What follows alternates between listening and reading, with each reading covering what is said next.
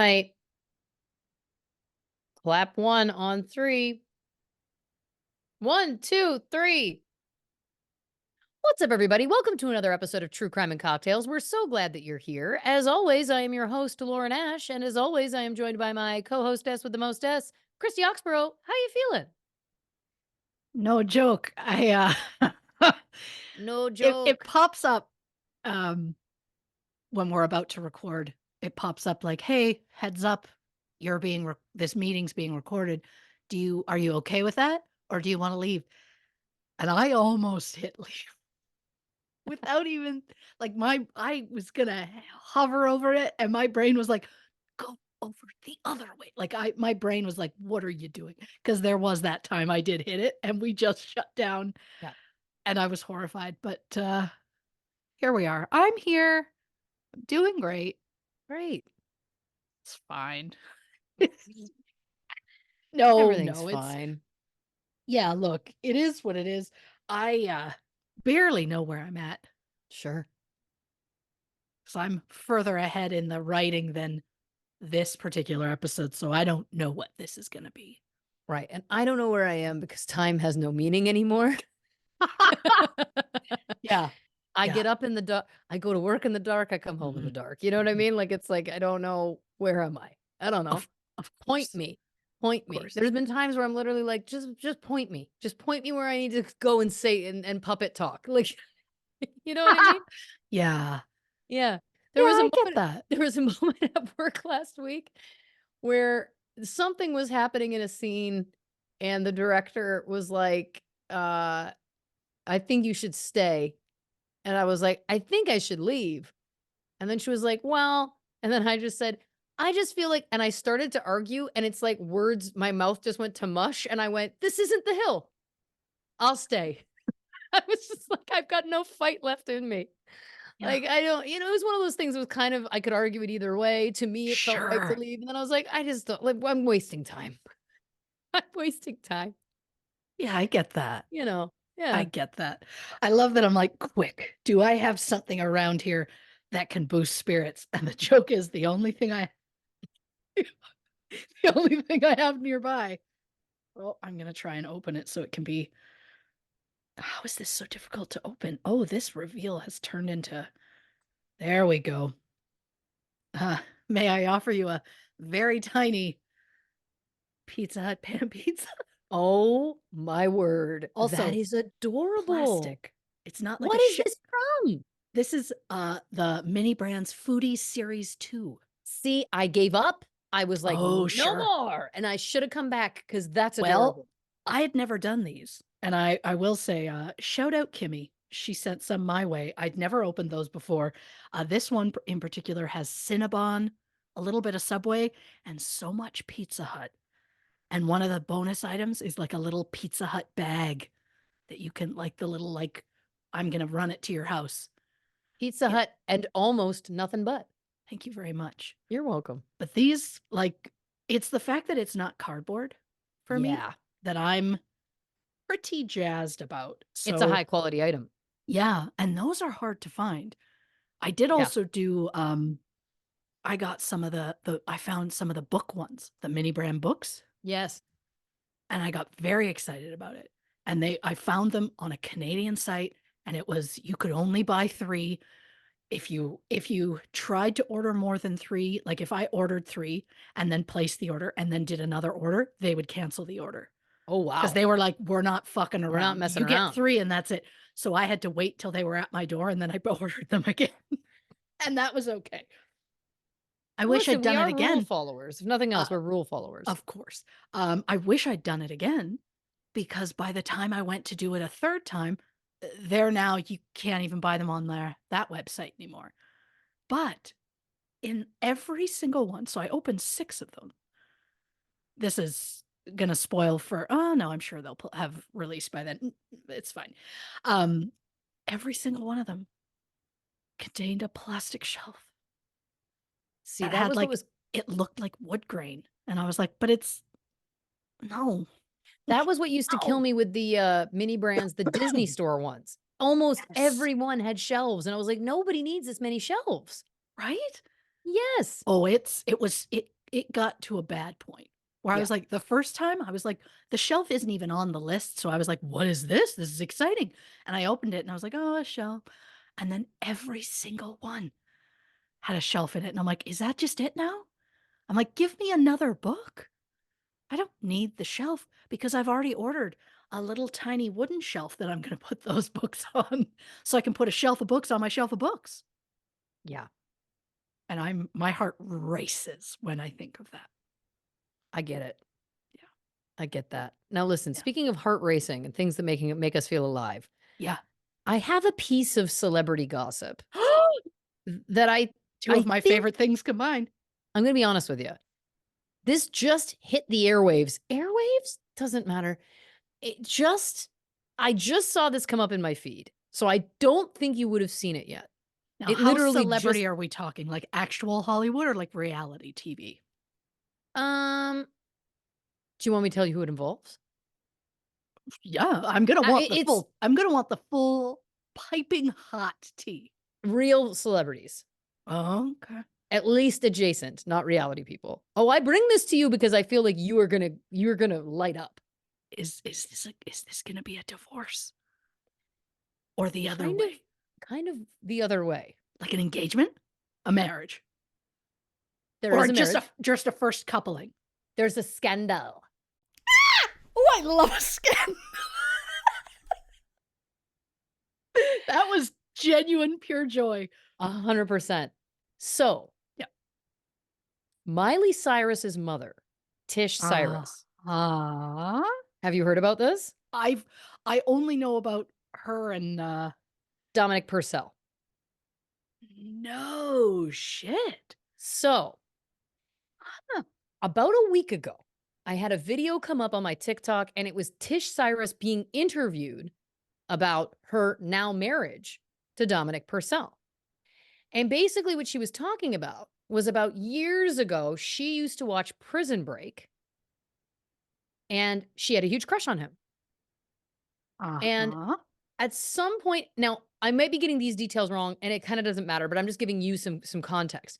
At Yes. some point, she followed him on Instagram. They maybe had a back and forth and then he unfollowed or something. Long story short, he ended up following her back, messaged her. Mhm. She never saw it. That was like 2016. And then I think it was 2022. Don't come for me if these details are wrong, because again, this is just, it's superfluous to the point. Of course. 2022, I believe they connected, they get together. Long story short, they're married now. Oh, shit. What comes out today?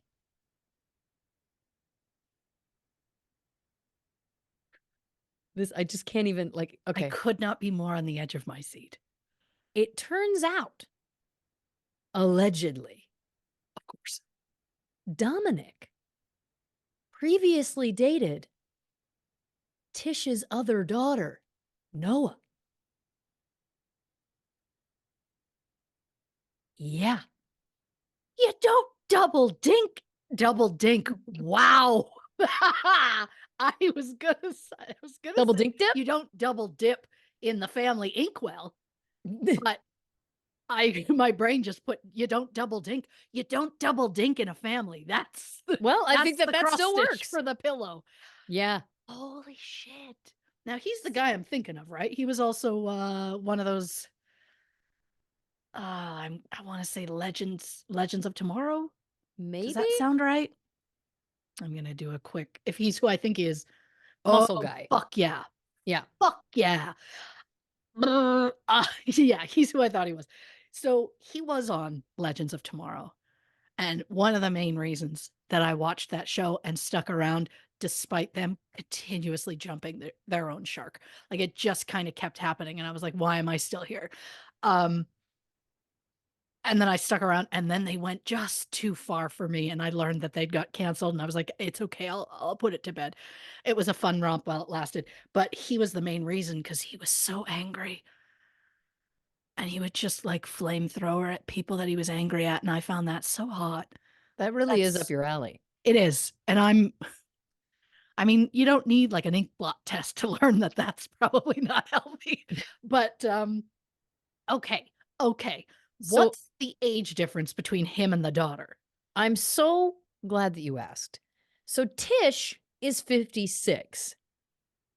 Okay. Dominic is 54. I love that. Rare. Noah, 24. Fuck, when did they date? Oh, I don't think I wanna So know. a source told Us Weekly that Noah was romantically involved with Dominic Purcell first. It says that Noah was seeing Dominic when Tish started pursuing him. The source claims that Tish, quote, was aware of the situation, though neither Tish, Noah, nor Purcell have commented to Us Weekly on the whole thing. Uh, on that same podcast, I was Hmm. right about the timing. On that same podcast, Tish was talking about her meeting up with Dominic for the first time, saying they went to lunch and made out for 3 hours, adding that they said, I love you a day later. It should also be noted that Noah was not in attendance at their wedding. Hmm. Um, and I do believe that her brother also was not at that wedding.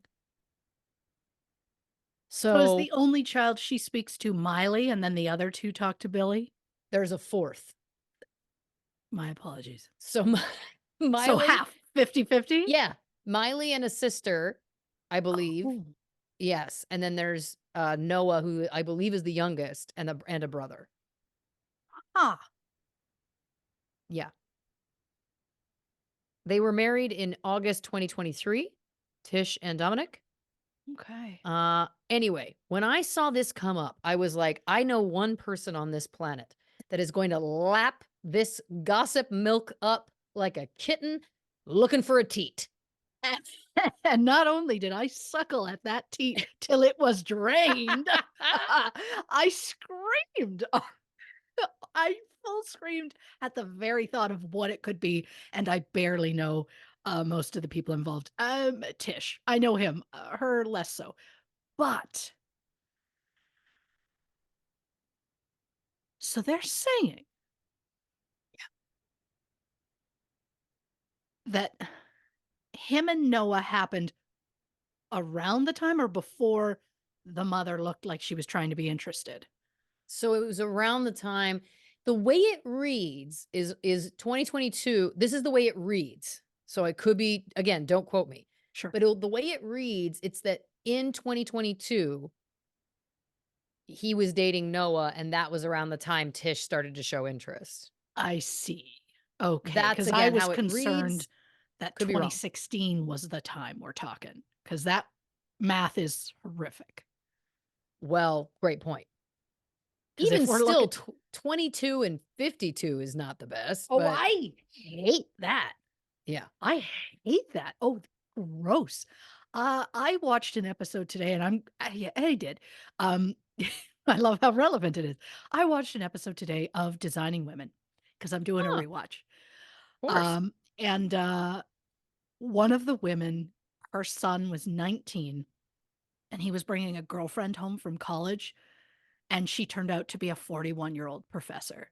Mm. And the mother was beside herself, as was I. I was losing my mind. And I kept screaming, like, he doesn't have a fully formed brain yet. Like it was a problem. Um, so yeah, I don't even want that. And I get it. Some people have large age differences and it works for them, and that's great. But I just feel like that is rare. And I just feel someone in their 50s and someone in their low 20s, you 30 know, years is a lot of life. yeah. Also, is that why you got an interest? Because you saw him and went, "She has a point, he's hot." And that's how you got the interest? She claims that he was her hall pass with Billy Ray Cyrus for the duration of their marriage. From whatever point she discovered Dominic Okay, Purcell. okay. Yeah. When did her and Billy Ray get married? I think they were together for 28 years, but I'm not sure when it started and exactly when it ended. Also, he gave her a celebrity hall pass, and I also love that that's how she's justifying, seeing a man that, her daughter was with. Um, but because I just wanna be like, "Okay, so how long were they married, and then what part of this marriage did Dominic, come into her dreams?" I get the crush on him. I absolutely get it. Um, it's just I mean, also Billy Ray versus Dominic Purcell. I get that. I get choosing Dominic 100%. It's just, oh God, All right, so they were married in 1993 and they divorced in 2022. interesting. Yeah. Because then didn't he start dating someone who looked almost just like her, but was younger? Yes. Mm, Wait a mm. second. Well, listen to this. Oh, 1991, Billy Ray Cyrus and Tish first meet at a club. This was just a year before the release of his hit song "Achy Breaky Heart." yes. Uh, oh, wait a second. The page refreshed and it lost my Oh, place. Okay, there we go. At the time, Billy Ray was homeless, living out of his car. Um, 1992, the two welcomed their first child together, Miley Cyrus. That same year, Billy Ray also welcomed a son named Christopher Cody with another woman. uh, oh, Uh-huh. 93. So a year after Miley was born, they get married and then they have their second child together, Brayson, which was the son I was referring to earlier. sure. 2000, they have Noah. 2010, Billy Ray files for divorce. Interesting. Mhm. A month later, it was reported that Tish had an affair with Bret Michaels. This, wowza. Bret Michaels has denied it. So, Oh, yeah. Um 2011, Billy Ray opens up about mending his relationship with Tish. Uh so I guess they got back together. because then isn't there May a tw- fourth baby? May I thought there was. May 2011th, Billy Ray reveals he called off his divorce. Oh, I've dropped the divorce. I want my family back together. Blah blah blah. 2013, Tish files for divorce. This is juicy. Um 2013, they call it off. There's a pattern here, folks. if they're consistent in anything, it's their 2016, they're pattern. still together. 2018, they're together. And then 2022, she files for divorce. It apparently does that same year, he gets engaged to someone called Fire Rose, who looks very heavily edited in this photo. Oh, Looks like there's a AI. glow there that isn't natural. 2023, Tish announces her engagement to Dominic. They get married in September. Sorry, they get married in August. In October, Billy Ray marries Fire Rose. So I guess Uh, there's only 3 children. There, I thought there was another daughter. I'm they're gonna have to look. like, all I want is a picture that proves that those two dated, but they're claiming they never dated. But Dominic and Noah specifically, I just want a photo of them together. So do I. Okay, Miley, Noah, and Brayson are from Tish and Billy Ray together. Brandy, which was the sister I was talking about, and her brother Trace are from a previous relationship Tish was in and were adopted by Billy Ray. That explains that. Got it. Okay, that makes There sense. doesn't appear to be mention in that of Billy Ray's other child, Christopher, however. Right. He must be a part of the family also. Let's hope. Well, I mean, I could only hope so. Um, I mean, oh God, I have just so many feelings. I know. I love that the main feeling that I'm having is that it was like he was my celebrity hall pass, so what you gonna do? Um, and I think I'm just bitter because I ever since, the episode of Friends, that really brought the hall pass more to the public eye than it Yeah. already was. Um, since then I've got it in my head of like, oh yeah, yeah, if I ever got married, I'd do a celebrity hall pass. I could never handle it, and I know it. But I had commented to my husband early in our relationship of like, "Hey, celebrity hall pass," and he was like, "Absolutely not."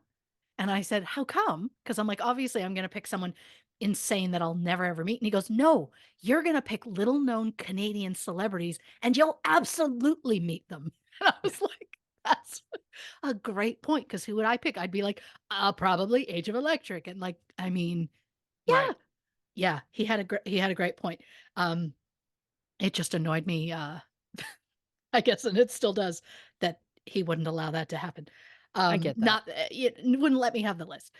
But, also just saying he was my celebrity hall pass makes it sound like it's like it's an okay way of saying I've had a crush on him forever, Yeah. even though I was married. Well, and the other thing I would offer is it does sound like, and listen, I'm writing a story as Of we course, are and you know known I to love do. it.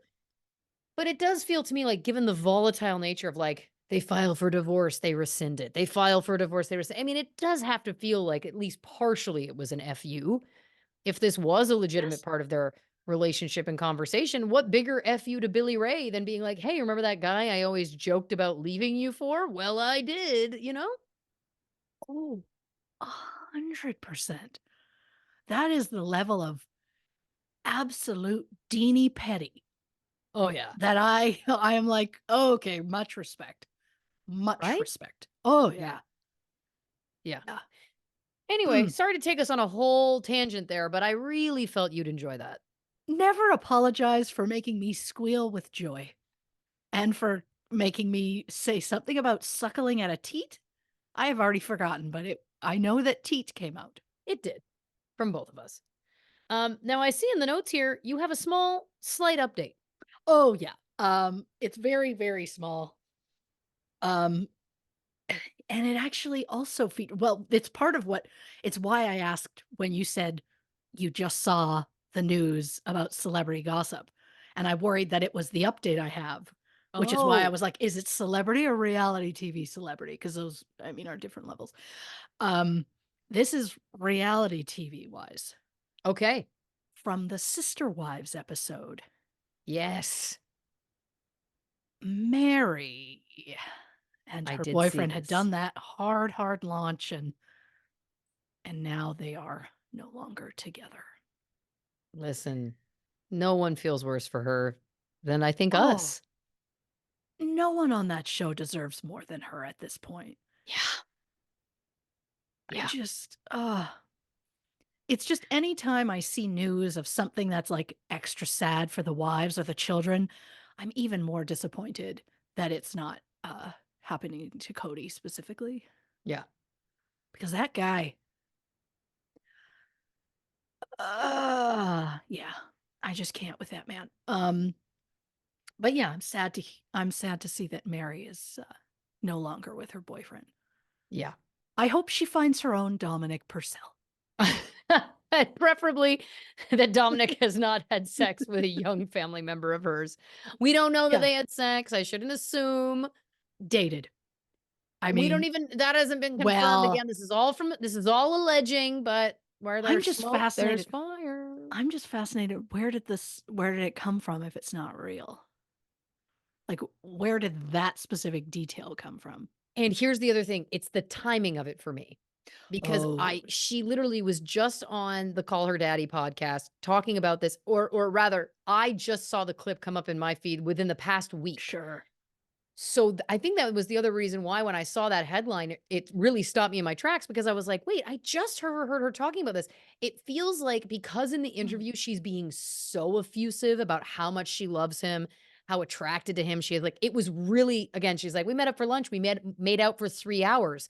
If we're to find out now that Noah and Dominic were also dating at that time, yeah, Oh, yeah, yo. oh That's yeah. but it does feel like the timing almost makes me believe that there's truth to it more because it's coming on the heels of this very effusive podcast interview. You know what I mean? It feels like now there could be somebody going like, "Guess what, lady? Here we go." Yeah. Ah, I mean, did I go on a rant the other day in my own home when the song "Achy Breaky Heart" came on, and I was like, "Oh, yeah. Classic 90s." You know, from a man who then has since then spent the rest of his life riding his daughter's coattails.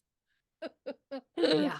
And then I went into a big thing about like Miley and the Grammys, and I can't believe that this was her first Grammy, and I'm so proud of her for that. But I just feel she should have had so many more Grammys by this point. And it was a very long rant to a very frightened husband who was like, I just listening to music. Like, you don't know what you're going to get. The way we go off on tangents Sure. and things like this is what he gets in real time Oh, yeah. all the time. I also have to say the fact that she never won anything for Wrecking Ball, I think that song was a triumph. I like, I'm choking down the swears. Like, how? How? It's almost like life was like, "No, no. You have to fully have that man out of your life." And by that man, I mean the Hemsworth. Mhm. You have to have him just cut out of your life, and then you'll be rewarded. It's Yeah. almost like it's that level, but, yeah, Wrecking Ball. Uh, I mean, God, I just think Party in the USA is one of the greatest things that's ever happened Sure. for Absolutely. years and And for listen, years. the only other thing I'll add to this is Yeah. apparently when she did her acceptance speech for that Grammy, she did not thank her father. She did not. This And is to what we're that I say, saying. good for you. Listen, dear listeners, let me tell you something. We will be watching every angle of these story of the Cyrus family like a hawk. Oh, yeah. This is what I live for. Yeah. I mean, I could talk celebrity relationships forever Same. because I am deeply, deeply fascinated by all things.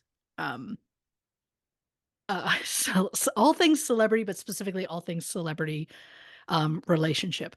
I will give you a spoiler, but by the time we actually record it, you'll have forgotten, so it'll be great.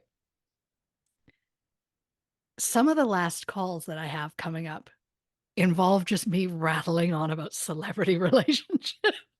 This is over on Patreon. Yeah, because I ended up finding like, I got into this deep thing about 90s scandals, and I would, like, talk about a scandal, but then it would mention, like, an actor, and then it was like, well, now I have to go through, and it's shocking, some of the people where it's like, they met on set of this movie, they got engaged, then she went and did another movie and met someone else on that set, broke up with him, went with this other guy, then she met somebody else on another set, and, like, the patterns are obvious, and it's fascinating. So you have a lot of classic celebrity goss I that's love that. that's gonna be shoved your way. What Well, shoved my way, gratefully received. oh, yeah, I think you'll like it. Oh, hell yeah. I screamed about, I mean, not to the level I screamed earlier, but I screamed a lot learning some of the things that I did, but Well, if someone just has to give me, like, a couple of celebrities, and then I'll just go, like, track them down, like, figure out who have they dated, let's look at that dating history, like, that's the assignment I want. well, Yeah, I'll keep this in mind. I can't wait. I'll keep this in mind. Well, listen, before we get into it, what you drinking over there? Anything fun? Well, if you can't tell by, just how ravenous and, like, insane crazy I am, I'm hopped up on sugar. Sure. So I've got a Slurpee going and a water because I am trying to up that water intake, you know what I mean?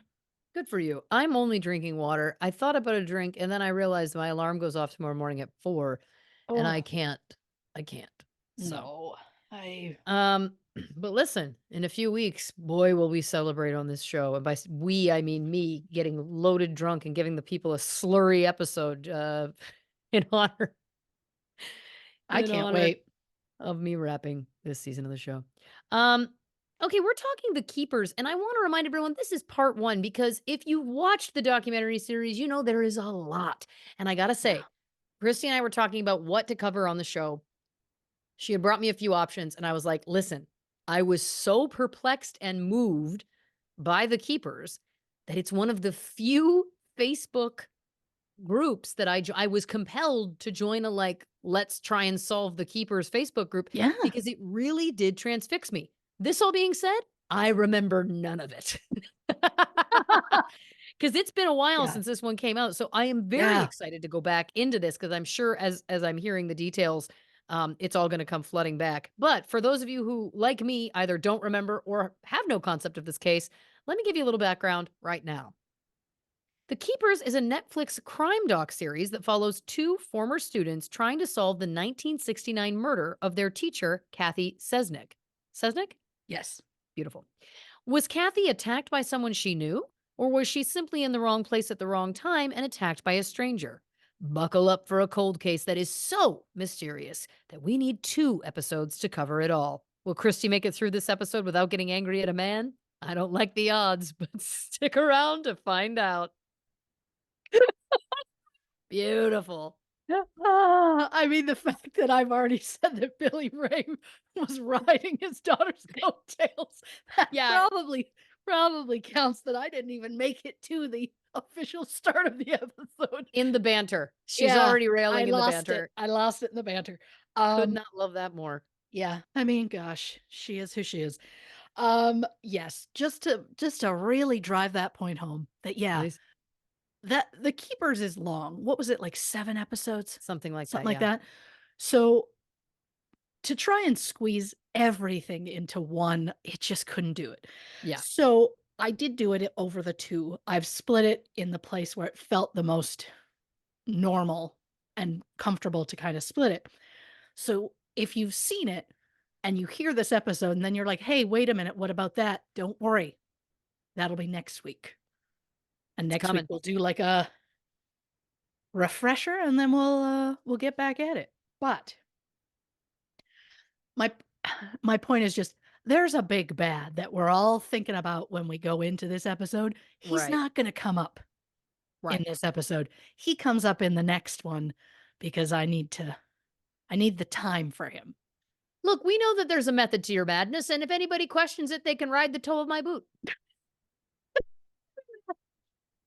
I'd rather that than riding coattails. I'll let it go.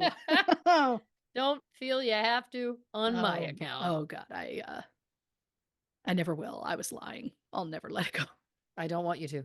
I'll never let it go.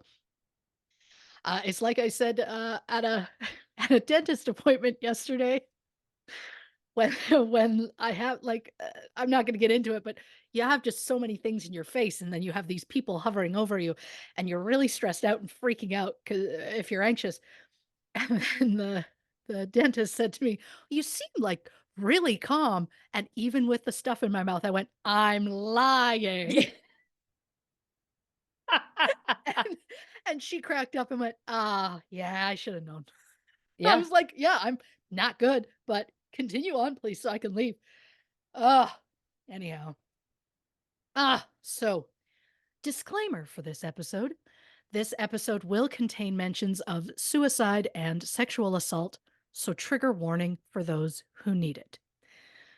Catherine Ann Sesnick, known as Kathy, was born November 17th, 1942, in Pittsburgh, Pennsylvania. She attended St. Augustine Catholic High School, where she was the president of her senior class and the student council. At her graduation in 1960, Kathy was the valedictorian. A few months later, Kathy moved to Baltimore, where she entered the School Sisters of Notre Dame, or SSND, convent as a postulant. After 7 years, she professed her final vows in July 1967. Kathy's family said she had a calling to be a nun from a young age. In 1965, Kathy started teaching English and drama at Archbishop Keough High School, a brand new all girls Catholic school located in southwest Baltimore. According to former students, it was a very prestigious school. It required like an entrance exam to get in, so not everybody was just getting in, sort of thing. Right. Kathy was beloved by her students. They described her as terrific and the kind of teacher you never forget. One former student even said Kathy was the reason that that student later became a teacher herself. In the spring of 1969, friends and students said that Kathy seemed nervous and stressed, and she missed a lot of school. So it's no surprise that at the end of the school year, Kathy was looking to make a change. Kathy and her friend Helen Russell Phillips, who was also a nun and a teacher, got special permission from the SSND to live outside the convent and teach at a public school. It was some sort of experiment to see the impact that a nun would have on the outside world and vice versa. So in the summer of 1969, Kathy and Helen moved to the Carriage House Apartments on North Bend Road. They got positions at Western High, where Kathy taught English and Helen taught algebra and coached cheerleading. Seeing a nun coach cheerleading warms my heart to a way I can't Yeah. fully describe the idea of her in the full habit, although I don't know if they did the full habit. I don't think they did. But the full habit, standing with her cheerleaders, I mean, it just absolutely tickles me in a beautiful way. So on Friday, November 7th, Kathy spent the day at school. A student would later say that earlier that day, Kathy told her she was going shopping later for an engagement present for her sister. Kathy left the school around 2:30 p.m. at the end of the school day. She was back at her apartment by 3. Around 7:30 p.m., Kathy left her apartment and drove nearly 2 miles to Edmondson Village Shopping Center. There we go. Where she cashed her $255 paycheck and potentially purchased an engagement present. It is then believed that Kathy purchased some buns at a bakery called Muley's. It was in the same shopping center. When Kathy hadn't returned home by 11 p.m., her roommate Helen grew concerned and called Kathy's friend, Gerard Koob, known as Jerry. The fact that Helen didn't immediately contact the police is the first red flag of this story, but we're going to get into that bit more in the next episode because we've got just too much to get into in this one. So, if you asked Jerry, he said he and Kathy had been best friends, platonic soulmates, even. They met in 1966 when Jerry was an intern at Archbishop Keogh. He was attending a Jesuit seminary when the school first opened, and they brought in several Jesuits to teach religion. At the end of the school year, the administrators decided to let the interns go. Jerry said he fell in love with Kathy and he even proposed to her at one point, but she turned him down and the two remained best friends. In 1969, Jerry was assigned to the Manresa Jesuit retreat house in Annapolis, which is about 33 miles south of Baltimore. The building was later turned into a senior living facility in 1997. So, on the night of Kathy's disappearance, Jerry and his friend Peter McKeon, who was a member of the Christian Brothers Order, spent the night in downtown Baltimore having dinner and going to see the movie Easy Rider. The movie started at 7. It ran for 95 minutes. The theater was about 6 miles from the Carriage House Apartments. Jerry and Peter both returned to the Manresa house with the plan of having a nightcap when they received the phone call from Helen shortly after they arrived. Jerry and Peter immediately left the house and headed to Kathy's apartment. Jerry said they spoke for about 45 minutes and then prayed for Kathy before calling the police around 1:30 a.m. Now, I know this happened a long time ago, so some of the times might be off slightly, but I find the timing interesting. Helen called Jerry around 11. They drove right to the apartment. That would have taken them about 45 minutes. Jerry said they spoke for 45 minutes before calling the police, so that means calling the police would have happened closer to 12:30. But according to the missing persons report, police said that they were called at 1:30. Again, the times could just be off. But to quote the ridiculously handsome title character from the TV series Reacher, Details matter. They do. Shout out Alan Richson. Here we And go. let me say, sir, I am a fan of your work, and I binged those 2 seasons so hard. I hope Ellen Richin is listening. I hope he's a true crew member. Oh, I'd be tickled. I wouldn't be able to speak to him. I'm intimidated. Um, he's good. He's good in the role. Yeah, He's good in the role. And I'll say that, compelling television. sure. I mean, it's not quite not dead yet, but you know what I'm saying. Thank you very much. Look, if I can only watch one show for the rest of my life, I'll take it. I'll take I'll that. say it. So, there is also the question of whose timing is more accurate, because Helen says she called Jerry around 11, but Jerry says the call was closer to midnight. It's only an hour difference, but when the case involves a missing person, every minute needs to be accounted for. But of course, there are more pressing questions like why did Helen call Jerry instead of the police? Maybe she was just asking Jerry if he had seen Kathy.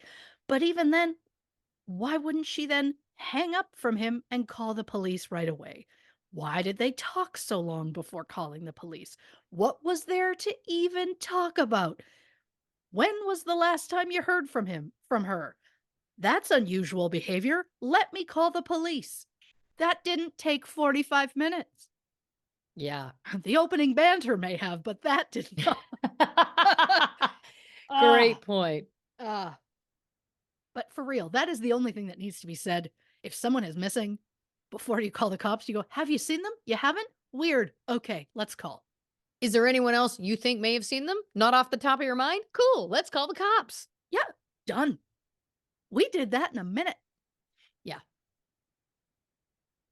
Again, it's just when you say you spoke for nearly an hour before calling the police, it's incredibly suspicious, as though, I don't know, you had to get your story straight or something. Like, that's just how it feels. To be clear, I am not suggesting that Helen, Jerry, or Peter was involved in Kathy's disappearance. I'm just saying waiting so long was not a good look. But from the best I can tell, Helen and Jerry only spoke to a police officer over the phone to give details about Kathy's disappearance. From every early newspaper article I've read about the case, no police actually went to the apartment at that time. It was just a phone call. Jerry said around 4 a.m., he and Peter went for a walk to ease the tension. His words, not mine. And they get outside the apartment. They found Kathy's 1969 green Ford Maverick parked across the street. It was about 50 feet from the apartment parking lot and was parked illegally with the tail end of the vehicle sticking out into the street. The vehicle's tires were muddy, as though it had been driven through a swampy area. The driver's door was unlocked. Inside, hanging from the turn signal, was a twig with a yellow piece of thread. There was mud on the brake pedal, but no mud on the gas pedal. So then police believed that whoever drove the vehicle last did so using both feet, as opposed to one foot for both pedals. Something like someone probably who drove a standard would be Mm. used to that sort of thing. There were no unaccountable fingerprints in the car, and there didn't appear to be any sign of a struggle. The only things of significance were that weird twig hanging from the turn signal and a broken umbrella in the back seat. A box from Muley's Bakery was on the floor of the passenger side, and according to a Baltimore Sun article from 1994, that was the last known place that Kathy was seen. After the car was found, police then arrived on scene. Over the next few days, they conducted a massive search of the area with 35 officers and 5 canine units. They searched 14-block radius, including every abandoned building and alley. There was no sign of Kathy. Then, nearly 2 months later, on January 3rd, 1970, a father and son who were out hunting discovered Kathy's body in a wooded area about 60 feet off Monumental Avenue. The area was used as a dump by some of the locals. It was about 5 miles from Kathy's apartment. Kathy was lying on her back on the slope of a small hill. She was covered in snow. Her chest was bare and her skirt had been pulled up to her waist. Her purse, coat, pantyhose, and a single shoe were found just a few feet away. And the only thing that seemed to be missing from her purse was the $255 cash she received at the bank. The autopsy was performed by Werner Spitz, the chief medical examiner for Maryland at the time. You may recall Werner's name from previous episodes, as he has been attached to so many famous true crime cases, most notably JonBenet Ramsey, JFK, Richard Ramirez, Casey Anthony, O.J. Simpson. Since the body had been outside for a long period of time, animals had gotten to it, so the examiner was unable to determine whether Kathy had been sexually assaulted or not. Based on the positioning of the clothing, Dr. Spitz believes the assault was likely. There were marks on her neck that indicated that Kathy had been strangled. There was also a round fracture about 2 inches wide on the left side of her skull. It was believed to have been caused by a heavy object like a brick. There was also a smaller round hole about the size of a quarter on the back of her skull, which could have been from a hammer, according to Bud Romer, a detective with the Baltimore County Police Department. Quote, "The hole is perfectly round. A hole like that, it looks to me like it could have been made with a ball peen hammer or maybe a tire iron." Kathy's official cause of death was blunt force trauma. Dr. Spitz believes she was killed somewhere on the night of her disappearance and then dumped in a second location. Kathy Sesnick was described as kind, energetic, happy, and compassionate. A former student said that she just had a way of soothing your soul. Kathy was just 26 at the time of her death. So, not surprisingly, I have a lot of questions. A lot. Yeah. Was Kathy abducted from the shopping center? If so, how'd her car get back to the apartment? Was the killer someone who knew Kathy personally so they knew where she lived? Does the location of the car mean that Kathy was abducted from the parking lot when she got home? Around 8:30 p.m., an hour after Kathy left, a woman who lived in the neighborhood claimed to have seen Kathy sitting in her car in the parking lot of the Carriage apartment building. Around this same time, a teen girl named Mary was in the area with a friend. Apparently, keeping in mind this is 1969, the new phone books had just come out, and Mary and her friend used it to get the address for a teacher they had a crush on. And so they kind of went to his house just to see what he was up to. And so they were outside his apartment and they could see him through a window. And at that time, they heard a man yelling from further away. It was incredibly loud. They got scared. They decided to leave. The yelling came from the direction of Kathy's apartment building, but based on the map from the show, Mary and her friend would have been nearly half a mile from the Carriage House apartments, and I just don't believe the sound they heard had anything to do with Kathy. The distance seemed incredibly far. It was a highly populated area, and between where they were and where Kathy's apartment was, there was also, like, a junior high school, so there's also a huge building that's I'm not saying the building is gonna stop all sound from coming over, but, it just seems less likely is my point. Also, from the best I can tell, Kathy's roommate Helen never mentioned hearing any yelling from the parking lot, despite being a lot closer to the car than Mary would have been. I'm still questioning Helen about that, waiting to make that phone call. It's something I will not let go of. And great news for you, you'll get to hear me complain even more about it in the next episode, and we'll all be better for it. So, multiple neighbors said that they saw Kathy's car parked illegally as early as 10:30 p.m. And if one neighbor saw Kathy in her car in the parking lot at 8:30, 2 hours is plenty of time to grab someone, kill them, dump their body, and return to the scene, especially when the dump site was only a few miles away.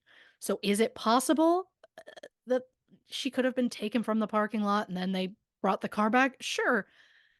But why bring the car back and leave it where you did? It makes absolutely no sense. If you're trying to hide, like put the car back in the parking lot. Why leave the car in such a weird place? I don't know. Um, but according to Detective Bud Romer, he said, quote, I'd been working homicide for about 10 years when Sister Kathy was killed, and I'd never heard of a random killing where the stranger who kills you carefully returns your car to your apartment house. In that situation, the killer usually wants to get the hell out of there. The last thing he wants is to return to the area where he might be spotted driving the victim's car. Do I feel vindicated about being like, "Oh, the car's weird. Why would you?" Yes.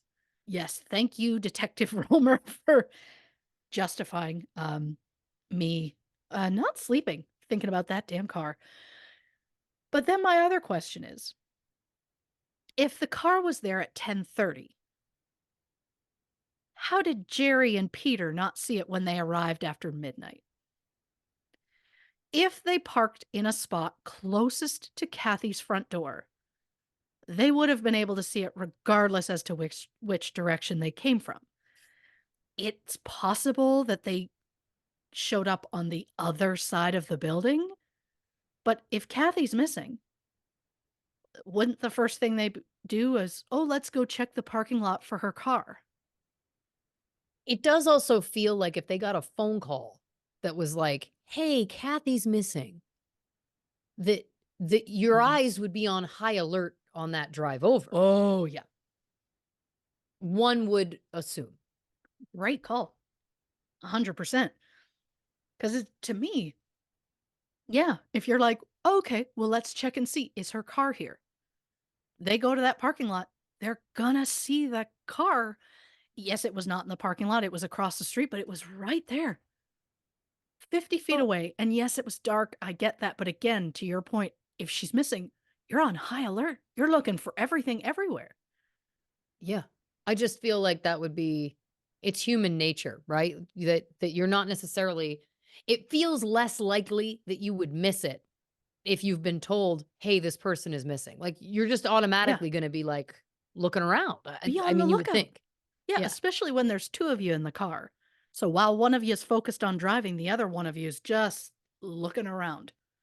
Look for anything you can on the way while you're trying to make your way there. I get that. Yeah. Uh, the location of the car has thrown me more than absolutely everything in this case. I will not let go because it just makes no sense regardless as to how you look at it. But police said there were no unaccounted for fingerprints in the car. So does that mean the killer wore gloves? Or does that mean the killer was someone close enough to Kathy that finding their fingerprints in the car wasn't strange or weird? Because they didn't say there weren't fingerprints. They said there were none that were unaccounted for, meaning they know what every fingerprint that was in that car matched to somebody, and none of it seems suspicious, apparently. Still. And who knows, maybe it was only Kathy's fingerprints in the car, and maybe the killer did wear gloves. Again, why'd you leave the car there? I won't let it go. But why'd you put the car back? Why'd you bring it back but then not fully put it away? Why'd you leave it in a spot where it would obviously be found? Why not just leave it at the dump site? Why like, why not just leave it anywhere? I Yeah. just I won't I won't let it go. But even if Kathy was taken from her parking lot, that would mean someone abducted her, took her somewhere else, dumped her body, then returned the car. Again, it makes no sense. Why leave it there? Why be obvious about it? Did the killer live near the area and he just drove himself home? Again, that car has thrown me completely and I won't let it go. Yeah, no, it is odd because if we were to believe, like, I think what we can rule out, I'm Sure. getting ahead of myself already, but I feel what we can rule out is like, she's not parking it. Why would she park it there illegally? She has a parking spot, right? Correct. So the odds of her coming home and parking it oddly feel low. Oh, yeah. So it feels like someone has done something to move that car at some point. Sure. I can already feel like this is going to be keeping me up at night. Let's take a quick break, folks. Hit the can, grab another drink, and we're going to be back with more on The Keepers Part 1 on this episode of True Crime and Cocktails. All right, clap two on three. One, two, three. Welcome back to this episode of True Crime and Cocktails. We're, of course, discussing The Keepers Part 1 of our two-part series. Yeah. I'm going to start saying it. We have a two-part series. It does make me feel fancy to say like Yeah, it's part of our series. I prefer That's it. nice. Yeah. It is nice. Yeah. Well, it's so Anyway, before rare the we do a break, two-parter. I know it is rare.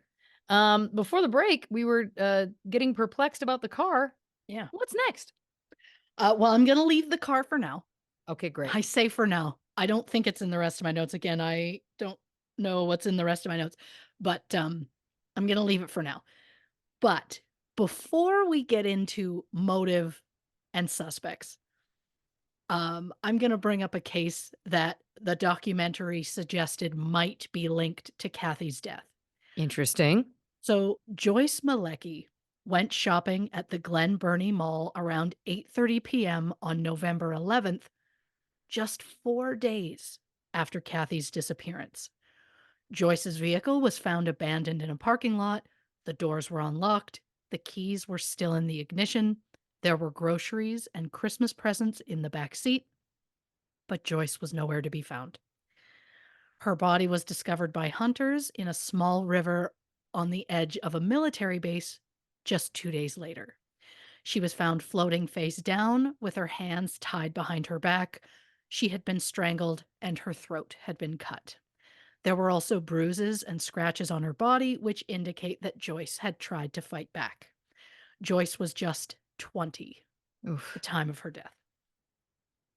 It was suggested that these two cases might be connected because both women were abducted within days of each other, and the fact that they both seem to have been abducted, potentially going to or from a shopping mall. Then there's the fact that Joyce and Kathy lived about 3.3 miles apart. Fingerprints were discovered in Joyce's car, but they were never put through a database. And despite there being forensic evidence found under Joyce's fingernails, no DNA was extracted from it. Why? Apparently, due to lack of money and manpower. Oh Um, God. but the worst is that it just kind of seems like Joyce's case was never really investigated at all. Because her body was found so close to a military base, the FBI initially got jurisdiction. But then the FBI determined her death was not linked to any military personnel, so they passed the case back to the county police. But the county police said they never received it. And according to the Keepers documentary, there are more than 4,000 pages about Joyce's case that are still waiting to be reviewed by police. So, as of this record, Joyce Malecki's case remains unsolved. And if there is a possibility that Kathy and Joyce's cases could be connected, it's also possible they could be connected to the other two girls who went missing around the same time frame. Joyce Montaigne was last seen September 27th, 1971 at Franklin High School. She had allegedly met a man at the Riserton Mall who had been offering her a modeling job. 2 days later, Grace's body was found behind a cemetery more than 20 miles from the school. Grace had been beaten nearly beyond recognition, likely with a cinder block that was found next to her body. She had also suffered several cigarette burns on the back on her back and her right wrist. Grace was 16 at the Oof. time of her death. Police released a statement that they were looking to question a man who was seen driving a stolen car and was known to approach girls at schools, offering them modeling opportunities. The man was described as Caucasian, mid 20s, with brown hair and brown eyes. Apparently, this man stole a car from British Motor Imports after showing up and saying he wanted to take it for a test drive, and then he just never took it back. As of this record, Grace Montaigne's case remains unsolved. Oh, and Franklin High School, where Grace was last seen, is about 16 miles from Kathy's apartment. And while her case might not be similar to Kathy's, it is similar to this next one. Pamela Conyers was last seen at the Harrendale Mall on October 16th, 1970. Her body was found 4 days later in a wooded area near what is now the Waterford Road or Route 648 overpass, which is about 4 miles from where she was last seen. She had been strangled. Pamela was just 16 at the time of her death. The mall is about 12 miles from Kathy's apartment, which I only mention again to show just how close these abductions occurred in such a large city, all in just the span of about 2 years. Now, thanks to DNA technology and the case actually being looked into, in 2023, Pamela's killer was determined to be Forrest Clyde Williams III. Unfortunately, he died of natural causes in 2018 at the age of 70, so he was dead before ever being linked to the crime. Since Williams was determined to be the killer, I hope his DNA will be compared to any found in the other cases. I think it's more than possible that a few of them could be connected.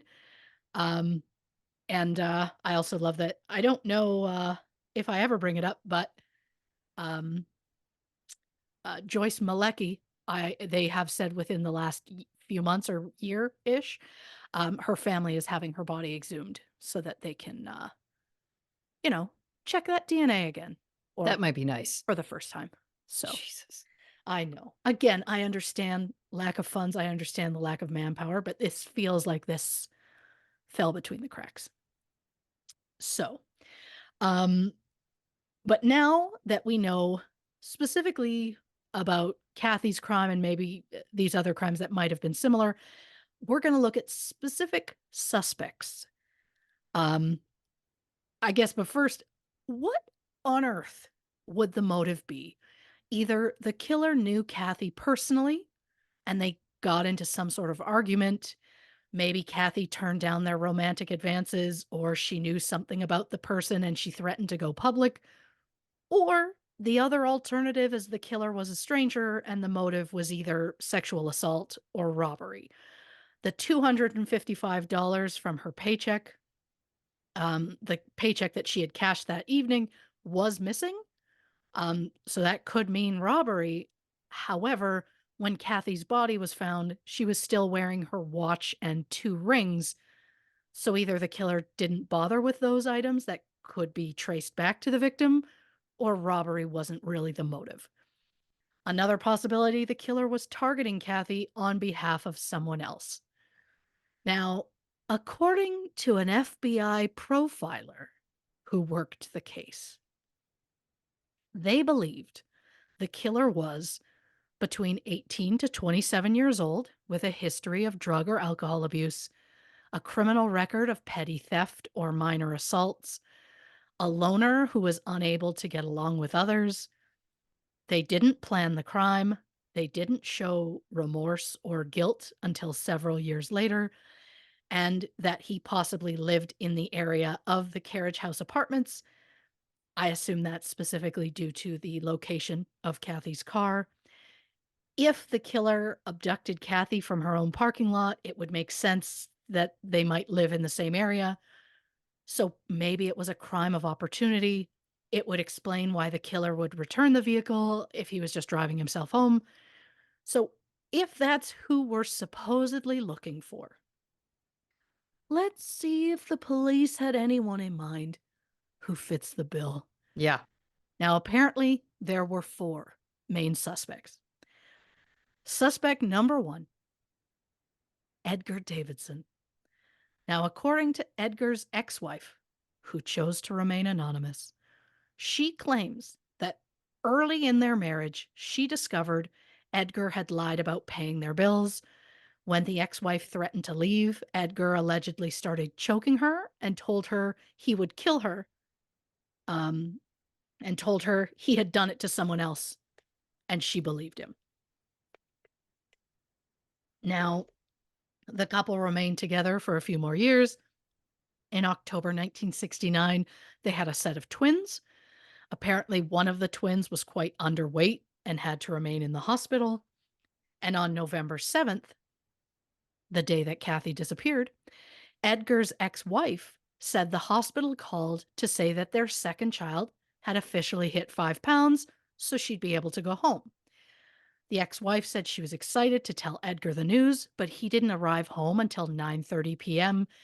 And she said when he walked through the door, Edgar was allegedly covered in blood. Edgar claimed he'd gotten into a fight.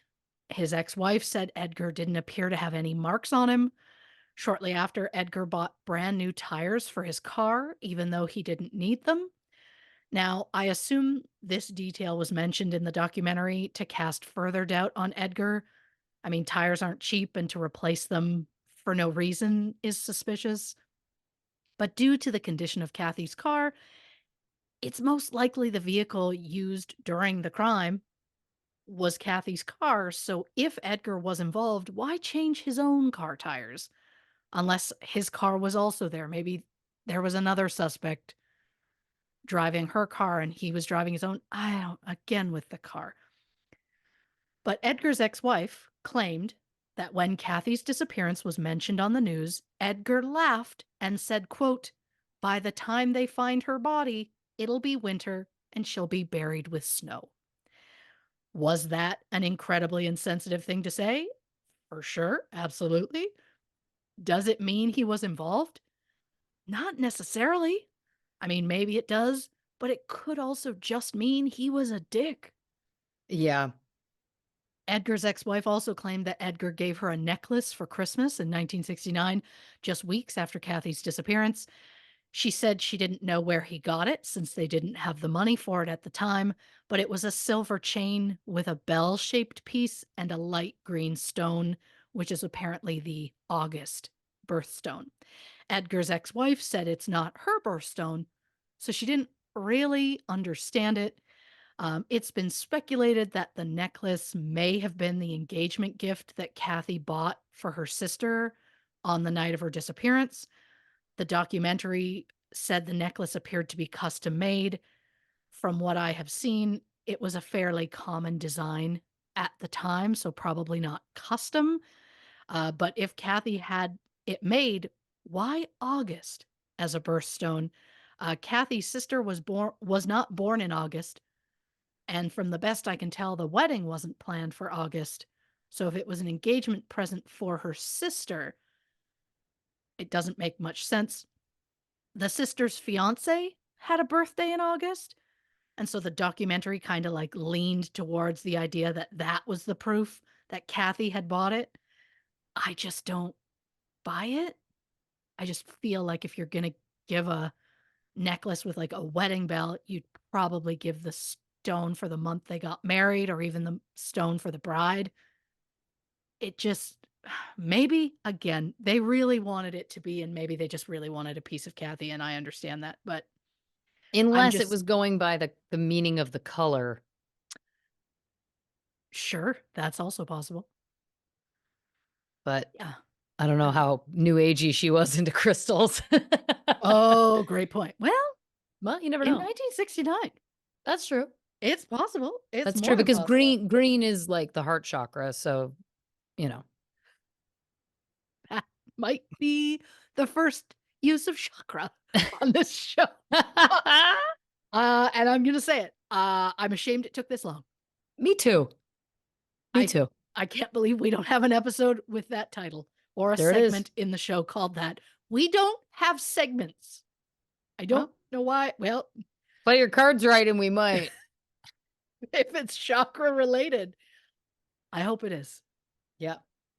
Well, I'm gonna spend an obscene amount of time thinking of what that's gonna be, Yep. and I can't wait. Maybe that's the celebrity couple gossip. Is it something about chakras? I'm here to Yeah. chakra you. Nope, I gotta stop. Okay, Thanks. so so there the documentary kind of tried to they really leaned into like, I bet this is the gift that Kathy bought because there was no gift found in the car. Um, I'm not saying that Edgar didn't possibly steal that necklace, especially if they were hard up for money at the time and the necklace kind of meant nothing to his wife. It's also possible he did buy it on his own. It's possible he stole it from someone else. It's possible it's not connected to this at all. Maybe Kathy did buy it. Maybe that's where her cash went. I doubt she'd spend an entire full paycheck on it, but there was no engagement present found in the car, so it's possible the killer took it, but it's also possible that she may have gone to buy a present and then just didn't find one. That, I think, is a possibility. Police said they had confirmation that Kathy was seen at the store on the night of her disappearance, but they weren't able to determine if she actually bought anything. I mean, there was that box from the bakery or whatever in the car, so we know she got those. But other than that, who knows? The necklace could be related, but it might not be. But in a police photo of Kathy's car, you can see the box from the bakery on the floor of the passenger side, but beside it, it almost looks, and it's a black and white photo, so it's kind of tough to tell, but it almost looks like crumpled up tissue paper. So is it possible she bought an engagement present, had it gift wrapped, and the thief like ripped through the bag or paper or whatever, left the garbage behind, and that's what's in that photo? I mean, it's possible. I don't know. I'd love to know. Did they save what that is? Did they write in the file what that is? Um, I mean, police could not find any clerk who sold a gift to Kathy that night. So maybe that necklace is just a red herring. Who Mm. knows? Also, according to Jerry Koob, who was the first who found the car, he said that there was a small wastebasket in the car that had been spilled over, um, which he said was the only potential sign of a struggle. So maybe all that tissue paper looking stuff was just garbage from the wastebasket. I don't know. Edgar's potential involvement in the case is just really a he said, she said. Edgar denies involvement. His ex wife believes it's possible. We'll never know the truth, especially with no official evidence and the fact that, according to Gemma Hoskins from the documentary, Edgar died in hospice in December 2018. Now, I'm not saying that Edgar is completely innocent. It was believed that Edgar stole a car from a dealership and used it to try and lure girls from Rock Glen Junior High School, ugh, which was located right across the street from Kathy's apartment. If that's true, first of all, gross. Second of all, yeah, that mean he was familiar with the area where Kathy lived. It could also mean Edgar was a creep and wasn't connected to Kathy at all.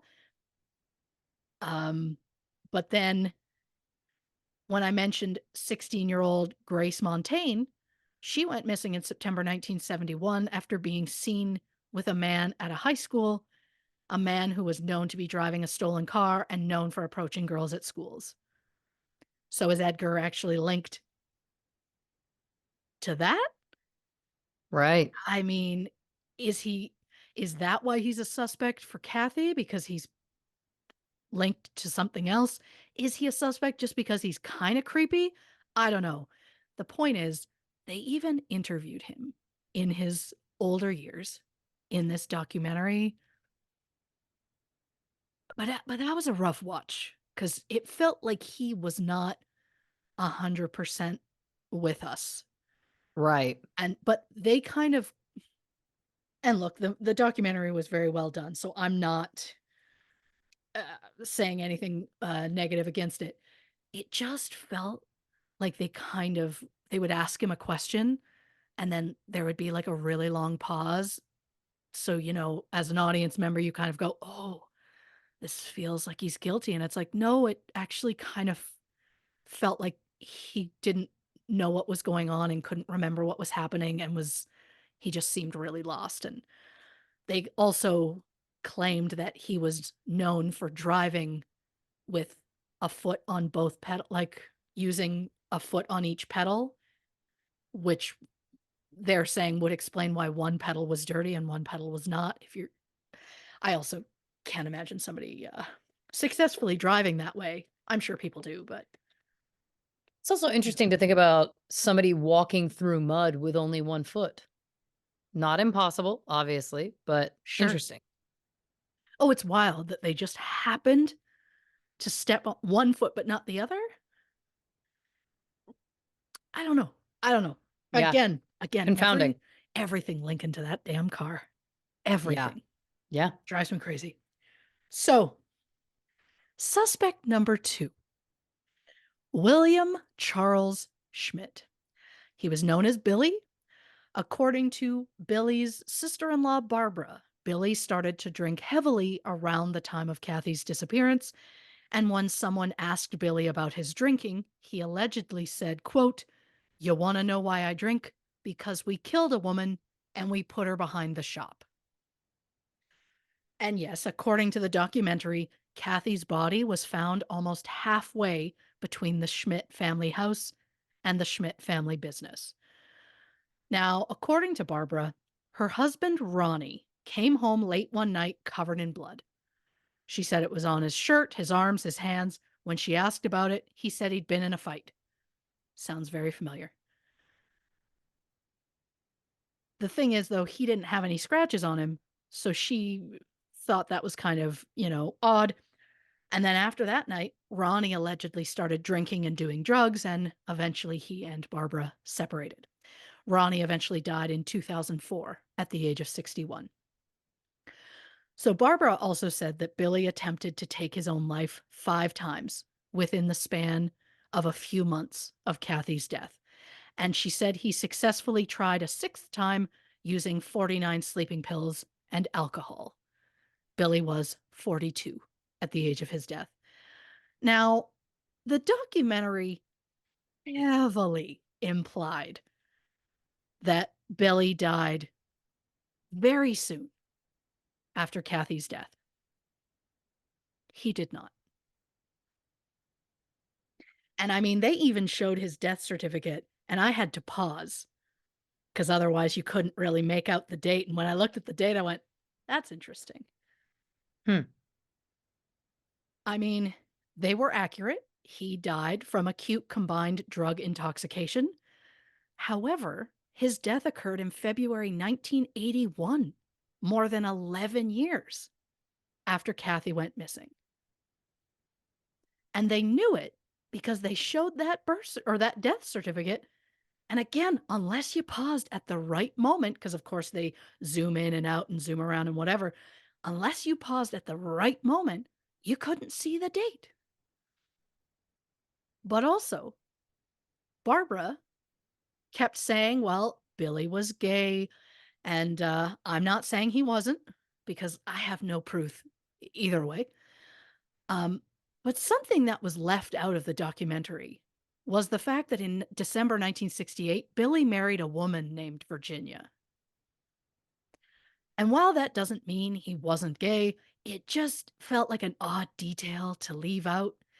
Billy died about 2 years after his wife, who passed away in May 1979 from cardiac arrest. She was 41 at the time.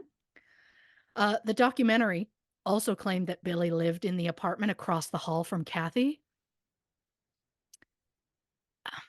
He might have, but there is currently no proof that either Billy or his wife lived there. I'm not saying it's not possible. I'm just saying there are no records so far that confirm that. But then there's the story from Brian, which is Barbara and Ronnie's son.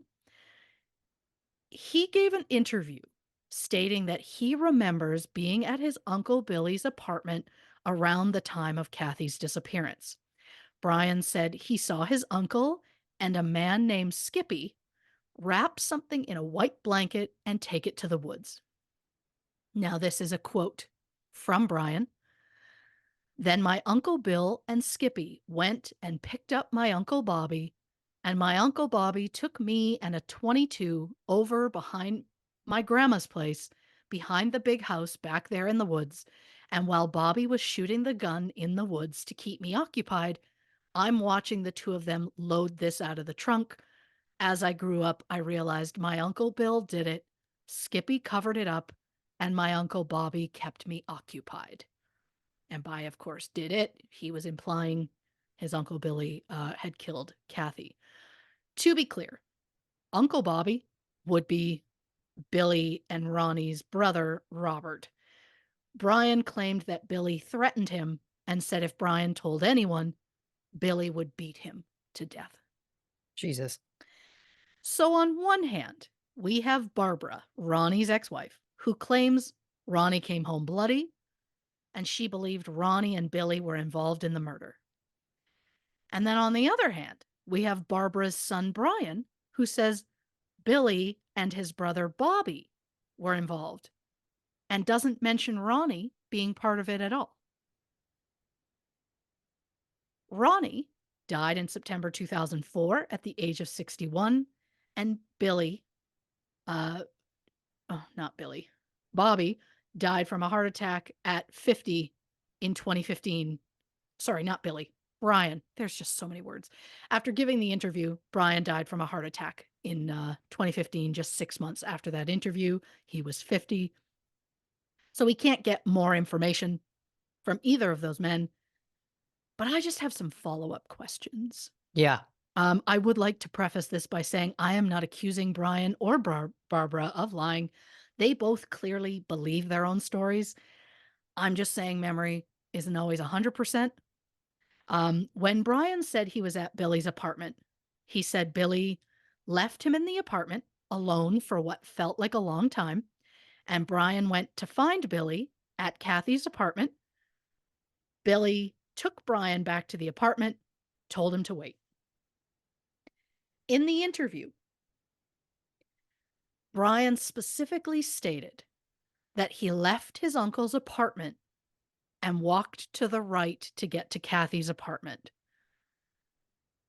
Based on the layout, once you exit that apartment, which would have been Billy's, supposedly, you either walk straight forward and go left down a set of stairs, or you immediately turn left to go upstairs to the next apartment, which was Kathy's. No right turns are involved at all. It could be a simple error, so I'll let that go. But if Billy was in Kathy's apartment that night, where was Kathy's roommate, Helen? Why didn't this get mentioned at all in the police report? Also, Yeah. Brian's story suggests that Kathy was killed in her own apartment before being rolled up in a blanket or a rug. Were there signs of blood or an attack of any kind in the apartment? Again, Helen was supposedly there at the time because she was supposedly home all evening. So then where was she when this occurred?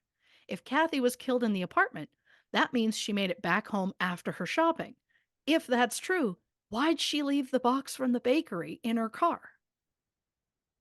Because leaving the box behind suggests to me that Kathy never made it home. But then there's also the question I have is, why was Brian with Billy? I guess we are to assume that Billy was babysitting, which is more than possible. But just to verify that, where were Brian's parents? I mean, the mother, Barbara, had already said Ronnie was out late and came home covered in blood. But if she was at home, Why would she send her child somewhere else if she was already at home? So why did she send Brian to go stay with Billy? And also, since we know that Billy was married at the time, where was his wife? Yeah. And to be clear, at the time of Kathy's disappearance and death, Brian would have been 4 years old. Now, I'm not suggesting that an adult can't have vivid, accurate memories from such a young age, because I know Lauren absolutely does. I do. But to suggest that Billy left a 4-year-old child alone in his apartment for a length of time feels off.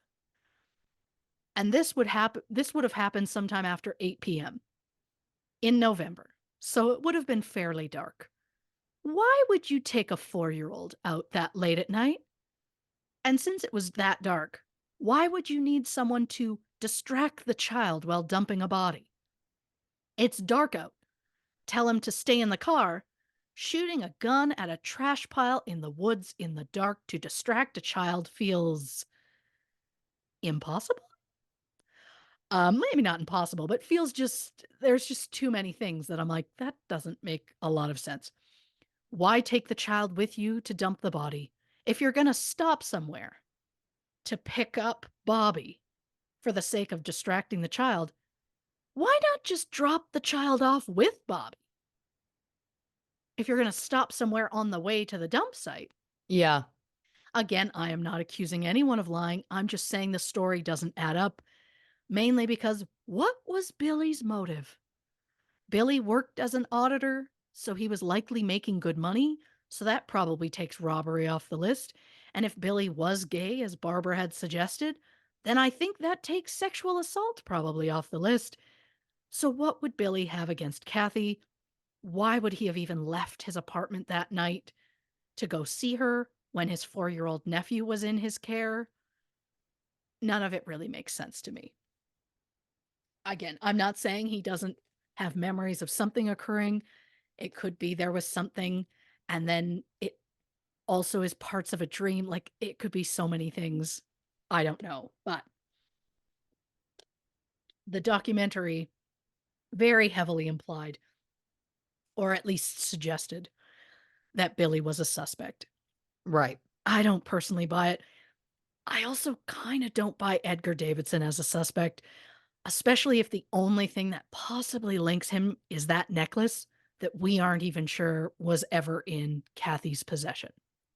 But as you know, there was so much information that I had to make this a two-parter.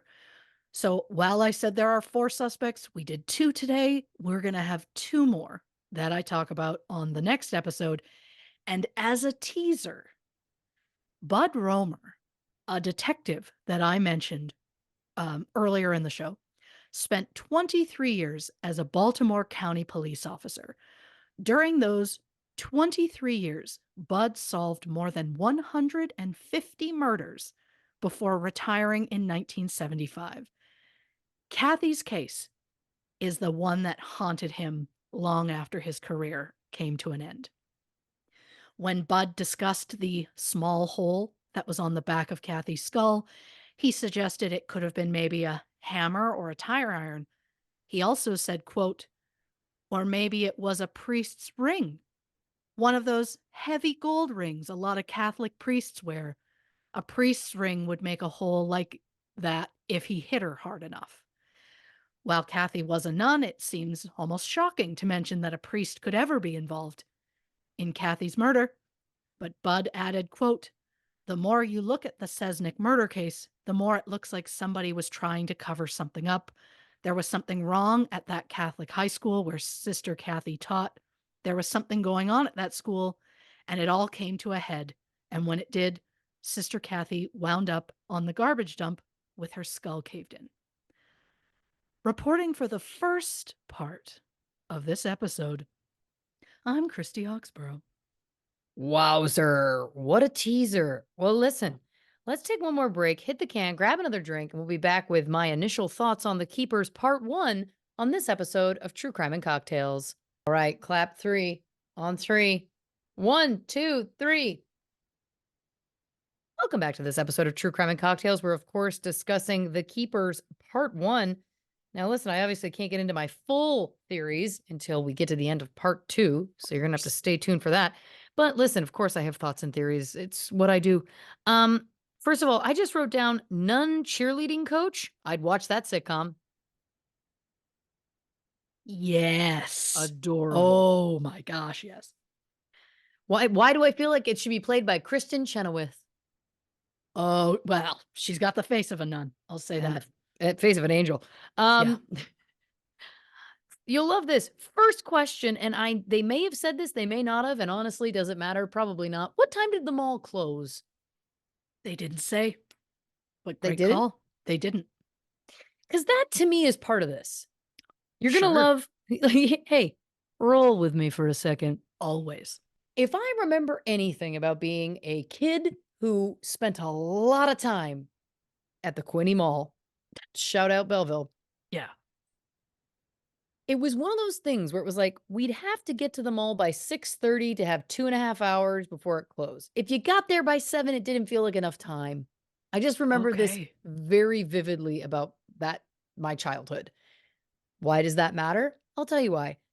She went, I believe at 7 o'clock, right? 7:30. 7:30. Yeah. 7:30, she drives to the mall. Now, that's not to say that you can't get what you need to get done in that in a short amount of time, but again, roll with me. It's 1969. Yeah. Is that mall? I don't think that there's any way that mall is open past 9. Oh, I assume not. I would go so far as to say feels like 8 is more likely. Either way, it doesn't matter. My Sure. point is, leaving your home at 7:30 to go and do multiple errands. She's cashing her paycheck, Yep. she's going to the bakery, and she needs to shop for a gift, which if you don't know necessarily what you're going to buy, typically you're going to allot yourself, I would say, probably an hour. Sure. To achieve all 3 of those things, I'm like, that's 90 minutes minimum to me. Now, again, Sure. this is all speculation. Everybody's different. This proves absolutely nothing. But I think it is just an interesting thing to think about, right? Because then Yeah. her car was seen as early as 10:30. Okay. But let's say she was at no one saw it before then. Again, we're wildly whiteboarding here. There's no way to me that that mall would be open past 9. It feels weird. So no one sees the car before 10:30. 90 minutes in the world of a murder is an epically long amount of time. Sure. What happened in that time? Yeah. Because to your point, okay, so someone followed her home, took her in the car, killed her, dumped her body. Maybe there was more than one stop. We have the time for it in this scenario. Takes the car back. Okay, again, like timing wise, all of that can check out. Sure. Taking the car back makes absolutely no sense to me either. The detail of only one pedal having mud, bizarre. The detail of the twig hanging from the turn signal, weird. I can't get it out of my brain. Yeah. Yeah. There's part of me that's like, was she having car trouble? That's why the car was in a weird place? Was the car ever Sure. tested for working, for lack of a better term? Like, because I'm just trying to think of like, what are other reasons why that car isn't parked where it should be that don't involve someone moving it? Sure. We're throwing anything at the wall here. Yeah. So then the only other thing that came to my mind was like, is it parked in a weird spot because there was some car issue? She's trying to fix her car. Someone comes upon her and takes her, kills her, etc. Sure. I don't know. Again, the timeline to all of this is just really weird. And also Oh, yeah. it could like we've talked. I mean, listen, we have so many episodes of this show. I can't quote which episodes I'm even referring to because they all blend, but like we always know when it's like there's 7 minutes to commit the murder. Like we've seen this a million times where it's like they narrow down the timeline and there's this very short window. This we have such a window. Oh, yeah. Yeah. which is unfortunate and infuriating. Oh, so much. And again, to your point, because unfortunately the police were not called until 1:30 a.m. according to the police report, we're dealing with even more time for Yeah. this person to potential or people to potentially be covering things up, moving things, who knows what. Yeah. And then police didn't come to the apartment until after the car was found. So I think they Right. must have called again hours later, which is another, 2.5, 3 hours to be like, oh, hey, I found the car. And that's a lot of time. Yeah. It's a lot of time. I also do believe I'm going to call him Detective Bud because I just like that. Thank you so much. When he said that killers typically don't return victims' cars to their homes, yeah, no, no, no. I'm saying this with nothing but Yeah. respect. No shit. Like it's an Right? odd like if that is the case. Now my profiler brain is going. If that is the case, then we're dealing with like a serious narcissist. I'm talking like Sure. legit, you know, godlike feelings of grandiosity because it's a wildly bold move to believe that you're that Yeah. unstoppable. It's so risky Oh, that someone 100%. would see you. To be seen anywhere in the vicinity of that car Right. is insane.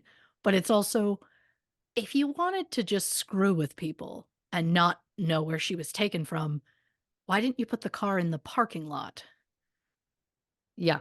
But then it's like, does that mean they didn't specifically know her that well, so they didn't know where her car then just park it anywhere in the parking lot, and then it's less suspicious. But to put it where they did in such an obvious way, like, they wanted that car found immediately, which then is just a whole other, like, God, you really think something of yourself, leaving the car right there. Well, again, then we're dealing with to me, it's like that speaks volumes to this the state of mind of the killer. Because there is also the possibility that she was taken from the mall Yes. and that someone knew where or whereabouts she lived and then took her car back there. That True. is possible. Yeah. Again, we're dealing with such a wide window of time. Oh, I'm looking for a specific photo that I was gonna show you. Do I not have that photo? I was gonna show you the stick that's hanging down Oh, please, yeah. because that drives me the most crazy, but I love that I'm like, "Why do I not have it?" Oh, because it's part of that. I just didn't see it. I mean, I don't know how well you can tell. It'll be on our socials with the case file, but that's the, like, little twig that's Hmm, hanging down from the turn signal. So weird. it's like, did it get caught on the person and it doesn't make sense. And then that's the front passenger seat, the floor where there's the box, and then that tissue or that paper that I'm like, Right. "What's that? Was that collected? Is that a thing?" And you're gonna love this question, you may not have the answer. Yeah. Were any of the baked goods eaten? As far as I can tell, no. I mean, you can kinda see a string It looks like around the that's box, yeah. so I assume not, but I'm also just like, again, that random twig hanging from the car, I wanna know, was it specifically placed there because they thought they were being, like, crafty or like, leaving a fake clue or something? Or was it attached like, was this person covered in sticks? Because then there was nothing on the car seat. So it's like, what's happening? How did you just it was accidentally on their arm or something, and they left it hanging from the turn signal? Like, it just doesn't make sense. Well, The entire car is what doesn't make sense. yeah. It also I mean, it also it depends on how premeditated this crime was because if it was premeditated, then this person could have brought something to sit on while driving that car, Sure. worn gloves, all of these kinds of things. But then I say, how you got only one muddy boot, muddy shoe? How are you leaving that thing hanging from the turn signal? Maybe it is deliberate. Like that, again, yeah. This is you'll love this. This is really bringing back to me watching this and just being transfixed because I was like, it really is Oh, it's so madness. confounding. Yeah. None of it makes any sense.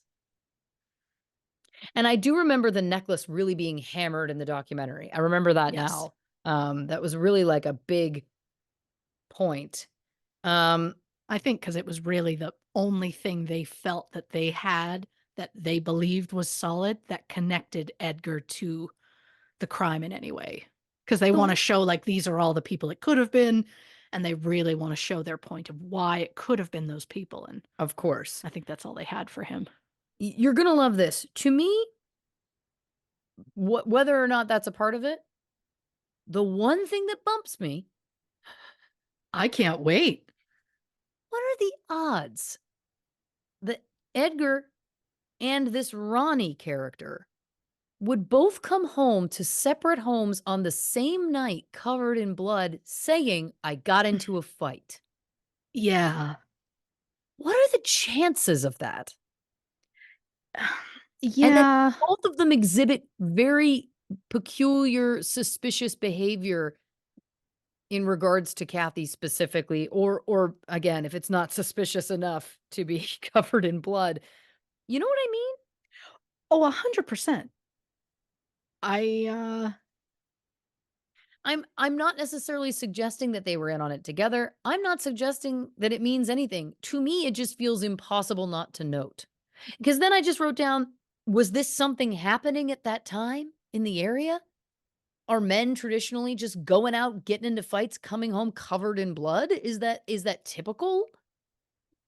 I am absolutely fascinated by the idea that, yes, both had very, very similar stories for what these men came home as, and I'm most fascinated by the fact of, well, my husband Ronnie came home, this he was absolutely bloody. Ronnie's son is like, "I was there, I saw the whole thing," never even mentioned his father being there. So it's like, but if you saw it, then how is your father covered in blood if he was not at the murder or even dumping the body? Like, it Yeah. doesn't there's something that doesn't make sense. Well, and listen, I agree with you. As somebody who does have vivid memories from the time I was 4, Of course. um, and look, as we have said, everything he's saying he witnessed absolutely could be the truth. I would also offer that when I think back on my memories that I have from when I was 4, first of all, they fade, right, over time. Like, I Sure, remember them. I think here's what I'll say. Do I think he witnessed what he says he witnessed? Like the imagery? Absolutely. Do I think sure, he was involved in a night where something crazy happened? Sure. Do I believe that his 4-year-old brain logged exactly what day it was and what time of day it was? I don't know. That's harder for me to believe. I believe he witnessed something that seems like it was nefarious. sure. I can believe that. Do I believe that he remembers exactly what date and time? I don't I don't know, right? Yeah. I mean, Like, how would you know when you're making the connection later in life? How are you going, "That was that night, this specific day," like, yeah, because look, here's the other thing. If if Ronnie's coming home covered in blood, this suggests to me that it's more than possible that some shady shit is going on. Like, there may have been more than one sure. occasion where something bad happened. We also know Yeah, that there was a multitude of girls going missing and getting murdered at that time. So I'm not suggesting that it's like that any of these men are responsible for those crimes. sure. I don't I guess for me it's just to a kind of build on what you were saying, it's like, it's hard when it feels like that's one of the big pieces of quote evidence when I don't need to tell you, like, it's not, like, there's nothing to corroborate it, that's tough. And the fact Oh, that he's very sadly passed on now, it's like, well, I guess we'll never be able to really find out because we're dealing with an eyewitness potentially. yeah, Um, but again, to me, it just feels like even in his memory, let's say what he saw happened. His memory was, I saw them carrying something in a sheet and dumping it. yeah, Now, you know as well as I do in a court of law, and you know this is always where I go on this show. sure. Unfortunately, even if what he saw is absolutely correct, unless he saw explicitly what was under that sheet, this isn't going to stand up in court anyway. Right.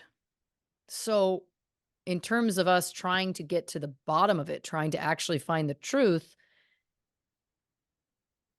I just think that it's a bit of a it's a bit of a red herring because again, there's just no way to prove what he did or didn't see.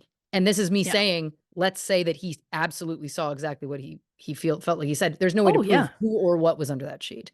100%. It is absolutely more than possible that he saw what he believes he saw, of course. Yeah. And I love that the thing that I can't let go is your uncle was married at the time. Where was his wife? I'm not saying the uncle can't hang out with the kid on their own. Sure. But if your mother was home, like if your mother was home with potentially your sibling, why were you with your uncle? And then where was your uncle's wife? Especially if the uncle was at the apartment. I guess it's possible the wife was at work or something. It's just, it doesn't make sense to me why the child would have been there on I that guess specific day.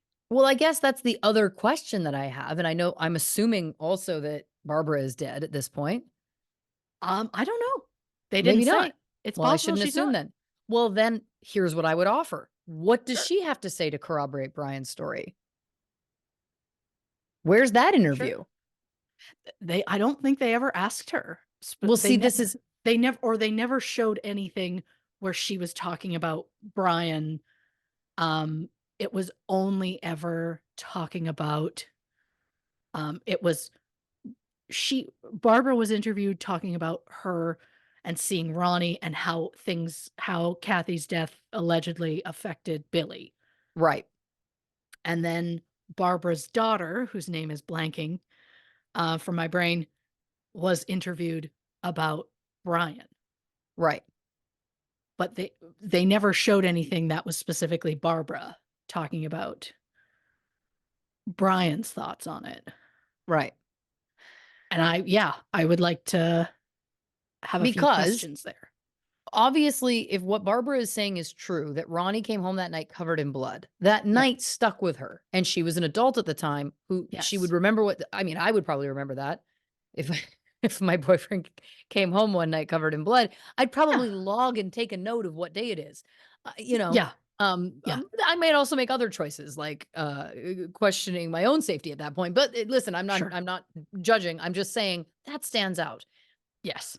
So if that's the case, one would then argue she would probably remember where her child was that night. Yeah.